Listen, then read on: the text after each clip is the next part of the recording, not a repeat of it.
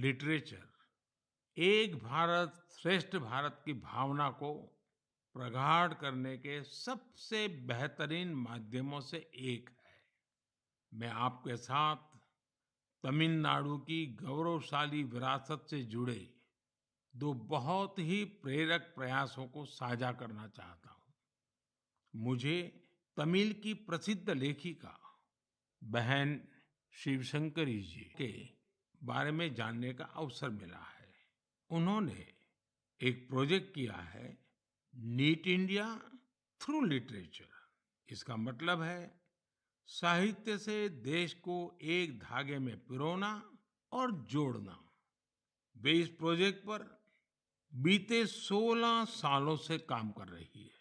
इस प्रोजेक्ट के जरिए उन्होंने 18 भारतीय भाषाओं में लिखे साहित्य का अनुवाद किया है। उन्होंने कई बार कन्याकुमारी से कश्मीर तक और इम्फाल से जैसलमेर तक देश भर में यात्राएं की, ताकि अलग-अलग राज्यों के लेखकों और कवियों के इंटरव्यू कर सके। शिवशंकरी जी ने अलग-अलग जगहों पर अपनी यात्रा की, ट्रैवल कमेंट्री के साथ उन्हें पब्लिश किया है। ये तमिल और अंग्रेजी दोनों भाषाओं में है। इस प्रोजेक्ट में 4 बड़े वॉल्यूम्स हैं और हर वॉल्यूम भारत के अलग-अलग हिस्से को समर्पित है। मुझे उनकी इस संकल्प शक्ति पर गर्व है। साथियों, कन्याकुमारी के थिरु ए.के. पेरुमल जी का काम भी बहुत प्रेरित करने वाला है। उन्होंने तमिलनाडु के ये जो स्टोरी टेलिंग ट्रेडिशन है, उसको संरक्षित करने का सराहनीय काम किया है। वे अपने इस मिशन में पिछले 40 सालों से जुटे हैं। इसके लिए वे तमिलनाडु के अलग-अलग हिस्सों में ट्रैवल करते हैं और फोक आर्ट फोरम्स को खोजकर उसे अपनी बुक का हिस्सा बनाते हैं। आपको जानकर आश्चर्य होगा कि उन्होंने अब तक ऐसी करीब 100 किताबें लिख डाली हैं। इसके अलावा पेरुमल जी का एक और भी पैशन है। तमिलनाडु के टेम्पल कल्चर के बारे में रिसर्च करना उन्हें बहुत पसंद है। उन्होंने लेदर पपेट्स पर भी काफी रिसर्च की है, जिसका लाभ वहाँ के स्थानीय लोक कलाकारों को हो रहा है। शिवशंकरी जी और ए.के. पेरुमल जी के प्रयास हर किसी के लिए एक मिसाल है। भारत को अपनी संस्कृति को सुरक्षित करने वाले ऐसे हर प्रयास पर गर्व है, जो हमारी राष्ट्रीय एकता को मजबूती देने के साथ ही देश का नाम, देश का मान सब कुछ बढ़ाए। मेरे परिवारजनों, आने वाले 15 नवंबर को पूरा देश जनजातीय गौरव दिवस मनाएगा। ये विशेष दिन भगवान बिरसा मुंडा की जन्म जयंती से जुड़ा है। भगवान बिरसा मुंडा हम सबके हृदय में बसे हैं। सच्चा साहस क्या है और अपनी संकल्प शक्ति पर अड़िग रहना किसे कहते हैं, ये हम उनके जीवन से सीख सकते हैं। उन्होंने विदेशी शासन को कभी स्वीकार नहीं किया। उन्होंने ऐसे समाज की परिकल्पना की थी जहां अन्याय के लिए कोई जगह नहीं थी। वे चाहते थे कि हर व्यक्ति को सम्मान और समानता का जीवन मिले। भगवान बिरसा मुंडा ने प्रकृति के साथ सद्भाव से रहना, इस पर भी हमेशा जोर दिया। आज भी हम देख सकते हैं कि हमारे आदिवासी भाई बहन प्रकृति की देखभाल और उसके संरक्षण के लिए हर तरह से समर्पित है। हम सबके लिए हमारे आदिवासी भाई बहन का ये काम बहुत बड़ी प्रेरणा है। साथियों, कल यानी 30 अक्टूबर को गोविंद गुरु जी की पुण्यतिथि भी है। हमारे गुजरात और राजस्थान के आदिवासी और वंचित समुदायों के जीवन में गोविंद गुरु जी का बहुत विशेष महत्व रहा है। गोविंद गुरु जी को भी मैं अपनी श्रद्धांजलि अर्पित करता हूँ। नवंबर महीने में हम मानगढ़ नरसंहार की बरसी भी मनाते हैं। मैं उस नरसंहार में शहीद माँ भारती की सभी संतानों को नमन करता हूँ। साथियों, भारतवर्ष में आदिवासी योद्धाओं का समृद्ध इतिहास रहा है। इसी भारत भूमि पर महान तिलका मांझी ने अन्याय के खिलाफ बिगुल फूंका था। इसी धरती से सिद्धो कान्हू ने समानता की आवाज उठाई। हमें गर्व है कि जन योद्धा टंट्या भील ने हमारी धरती पर जन्म लिया। हम शहीद वीर नारायण सिंह को पूरी श्रद्धा के साथ याद करते हैं, जो कठिन परिस्थितियों में अपने लोगों के साथ खड़े रहे। वीर रामजी गोंड हो, वीर गुंडा धूर हो, भीमा नायक हो, उनका साहस आज भी हमें प्रेरित करता है। अल्लूरी सीताराम राजू ने आदिवासी भाई बहनों में जो अलग जगाई, उसे देश आज भी याद करता है। नॉर्थ ईस्ट में कियांग नोबांग और रानी गाइदिन्ल्यू जैसे स्वतंत्रता सेनानियों से भी हमें काफी प्रेरणा मिलती है। आदिवासी समाज से ही देश को राजमोहिनी देवी और रानी कमलापति जैसी वीरांगनाएं मिली। देश इस समय आदिवासी समाज को प्रेरणा देने वाली रानी दुर्गावती जी की 500वीं जयंती मना रही है। मैं आशा करता हूं कि देश के अधिक से अधिक युवा अपने क्षेत्र की आदिवासी विभूतियों के बारे में जानेंगे और उनसे प्रेरणा लेंगे। देश अपने आदिवासी समाज का कृतज्ञ है, जिन्होंने राष्ट्र के स्वाभिमान और उत्थान को हमेशा सर्वोपरि रखा है। मेरे प्यारे देशवासियों, त्योहारों के इस मौसम में इस समय देश में स्पोर्ट्स का भी परचम लहरा रहा है।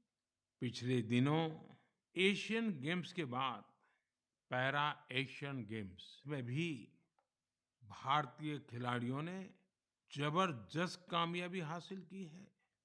इन खेलों में भारत ने 111 मेडल जीतकर एक नया इतिहास रच दिया है। मैं पैरा एशियन गेम्स में हिस्से लेने वाले सभी एथलीट्स को बहुत-बहुत बधाई देता हूं। साथियों, मैं आपका ध्यान special Olympics world summer games की ओर भी ले जाना चाहता हूं। इसका आयोजन बर्लिन में हुआ था। ये प्रतियोगिता हमारे इंटेलेक्चुअल डिसेबिलिटीज वाले एथलीटों की अद्भुत क्षमता को सामने लाती है। इस प्रतियोगिता में भारतीय दल ने 75 गोल्ड मेडल सहित 200 पदक जीते। रोलर स्केटिंग हो, बीच वॉलीबॉल हो, फुटबॉल हो या लॉन टेनिस, भारतीय खिलाड़ियों ने मेडल्स की झड़ी लगा दी।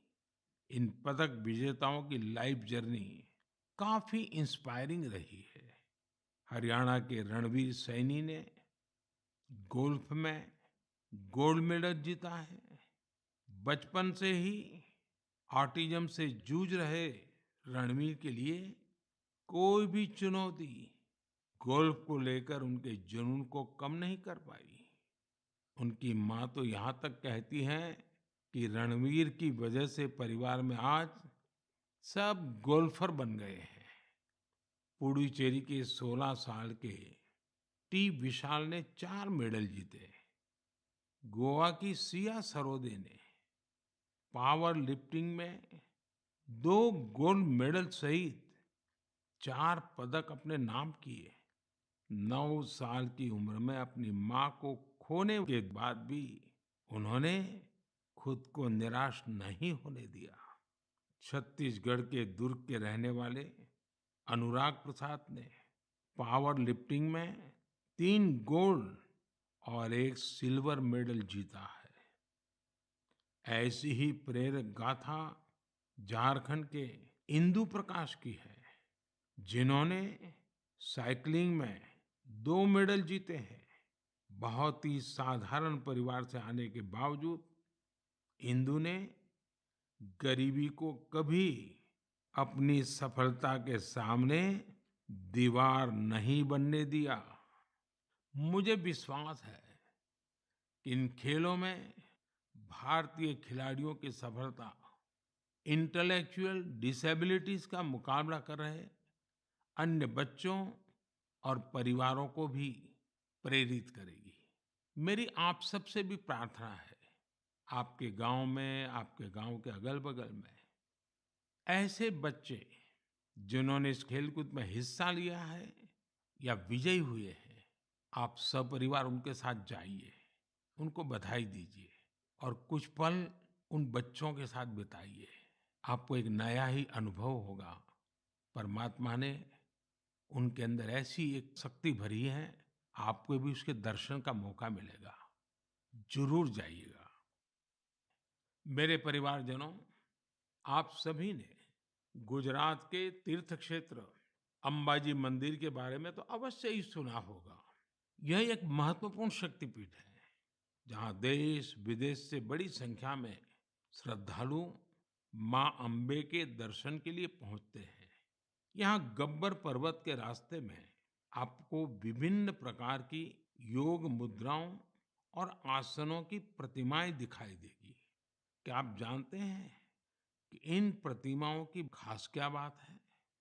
दरअसल ये स्क्रैप से बने स्कल्पचर हैं, यानी एक प्रकार से कबाड़ से बने हुए, और जो बेहद अद्भुत है, यानी ये प्रतिमाएं इस्तेमाल हो चुकी कबाड़ में फेंक दी गई पुरानी चीजों से बनाई गई हैं। अंबाजी शक्तिपीठ पर देवी मां के दर्शन के साथ साथ ये प्रतिमाएं भी श्रद्धालुओं के लिए आकर्षण का केंद्र बन गई है। इस प्रयास की सफलता को देखकर मेरे मन में एक सुझाव भी आ रहा है। हमारे देश में बहुत सारे ऐसे लोग हैं जो वेस्ट से इस तरह की कलाकृतियां बना सकते हैं। तो मेरा गुजरात सरकार से आग्रह है, वो एक प्रतियोगिता शुरू करे और ऐसे लोगों को आमंत्रित करे। ये प्रयास गब्बर पर्वत का आकर्षण बढ़ाने के साथ ही पूरे देश में वेस्ट टू वेल्थ अभियान के लिए लोगों को प्रेरित करेगा। साथियों, जब भी स्वच्छ भारत और वेस्ट टू वेल्थ की बात आती है, तो हमें देश के कोने-कोने से अनगिनत उदाहरण देखने को मिलते हैं। असम के कामरूप मेट्रोपॉलिटन डिस्ट्रिक्ट में अक्षर फोरम इस नाम का एक स्कूल बच्चों में सस्टेनेबल डेवलपमेंट की भावना भरने का, संस्कार का एक निरंतर काम कर रहा है। यहाँ पढ़ने वाले विद्यार्थी हर हफ्ते प्लास्टिक वेस्ट जमा करते हैं, जिसका उपयोग इको फ्रेंडली ईंटें और चाबी की चेन जैसे सामान बनाने में होता है। यहाँ स्टूडेंट्स को रिसाइकलिंग और प्लास्टिक वेस्ट से प्रोडक्ट बनाना भी सिखाया जाता है। कम आयु में ही पर्यावरण के प्रति ये जागरूकता इन बच्चों को देश का एक कर्तव्यनिष्ठ नागरिक बनाने में बहुत मदद करेगी। मेरे परिवारजनों, आज जीवन का कोई ऐसा क्षेत्र नहीं जहां हमें नारी शक्ति का सामर्थ्य देखने को नहीं मिल रहा हो। इस दौर में जब हर तरफ उनकी उपलब्धियों को सराहा जा रहा है, तो हमें भक्ति की शक्ति को दिखाने वाली एक ऐसी महिला संत को भी याद रखना है, जिसका नाम इतिहास के सुनहरे पन्नों में दर्ज है। देश इस वर्ष महान संत मीराबाई की 525वीं जन्म जयंती मना रहा है। वो देश भर के लोगों के लिए कई वजहों से एक प्रेरणा शक्ति रही है। अगर किसी की संगीत में रुचि हो, तो वो संगीत के प्रति समर्पण का बड़ा उदाहरण ही है। अगर कोई कविताओं का प्रेमी हो, तो भक्ति रस में डूबे मीराबाई के भजन उसे अलग ही आनंद देते हैं। अगर कोई दैवीय शक्ति में विश्वास रखता हो, तो मीराबाई का श्री कृष्ण में लीन हो जाना उसके लिए एक बड़ी प्रेरणा बन सकता है। मीराबाई संत रविदास को अपना गुरु मानती थी। वो कहती भी थी, गुरु मिलिया रैदास, दीनी ज्ञान की गुटकी। देश की माताओं, बहनों और बेटियों के लिए मीराबाई आज भी प्रेरणा पुंज है। उस कालखंड में भी उन्होंने अपने भीतर की आवाज को ही सुना और रूढ़िवादी धारणाओं के खिलाफ खड़ी हुई। एक संत के रूप में भी वे हम सबको प्रेरित करती हैं। वे भारतीय समाज और संस्कृति को तब सशक्त करने के लिए आगे आई, जब देश कई प्रकार के हमले झेल रहा था। सरलता और सादगी में कितनी शक्ति होती है, ये हमें मीराबाई के जीवन काल से पता चलता है। मैं संत मीराबाई को नमन करता हूँ। मेरे प्यारे परिवारजनों, इस बार मन की बात में इतना ही। आप सबके साथ होने वाला हर संवाद मुझे नई ऊर्जा से भर देता है। आपके संदेशों में उम्मीद और पॉजिटिविटी से जुड़ी सैकड़ों गाथाएं मुझ तक पहुंचती रहती है। मेरा फिर से आपसे आग्रह है, आत्मनिर्भर भारत अभियान पर बल दें, स्थानीय उत्पाद खरीदें, लोकल के लिए वोकल बने। जैसे आप अपने घरों को स्वच्छ रखते हैं, वैसे ही अपने मोहल्ले और शहर को स्वच्छ रखें। और आपको पता है, 31 अक्टूबर सरदार साहब की जयंती देश एकता के दिवस के रूप में मनाती है। देश के अनेक स्थानों पर रन फॉर यूनिटी के कार्यक्रम होते हैं। आप भी 31 अक्टूबर को रन फॉर यूनिटी के कार्यक्रम को आयोजित करें। बहुत बड़ी मात्रा में आप भी जुड़े, एकता के संकल्प को मजबूत करें। एक बार फिर मैं आने वाले त्योहारों के लिए अनेक अनेक शुभकामनाएं देता हूं। आप सभी परिवार समेत खुशियां मनाएं, स्वस्थ रहें, आनंद में रहें, यही मेरी कामना है। और हाँ, दिवाली के समय कहीं ऐसी गलती ना हो जाए कि कहीं आग की कोई घटनाएं हो जाए, किसी के जीवन को खतरा हो जाए, तो आप जरूर संभालिए, खुद को भी संभालिए और पूरे क्षेत्र को भी संभालिए। बहुत बहुत शुभकामनाएं, बहुत बहुत धन्यवाद।